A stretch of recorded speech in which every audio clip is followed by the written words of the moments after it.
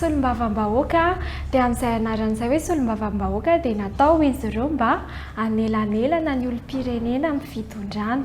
Dia ankoatran'izay ihany koa natao izy ireo ny asan'zareo zany dia tokony hoe amaly ny hetaheta amin'ny vahoaka, iaino ny hetaheta amin'ny vahoaka dia hitondra an'izay any amin'ny antenimieram-pirenena.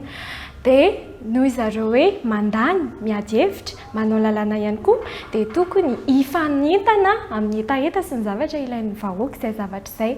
Dia ankoatran'izay anefany dia misy ihany koa ilay hoe manara-maso ny politika-panjakana dia andraikitra zareo ihany koa ny manao izay fanaraha-maso ny fotony rehefa ilay manao fidinana sy fitsidiam-paritra ireny zareo.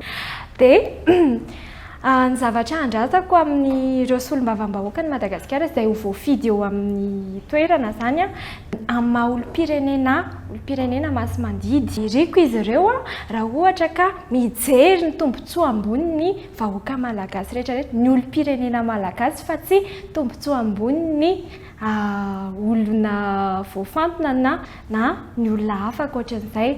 Dia ny andrasako amin'ny maha-tanora ihany koa dia mba anasongadina kokoa ny tanora zany zareo mba henon'ny feon'ny tanora ihany koa, mba hanome sehatra iresahan'ny tanora, mba ahafahan'ny tanora manana fasahiana kokoa eo amin'ny fiainam-pirenena zany.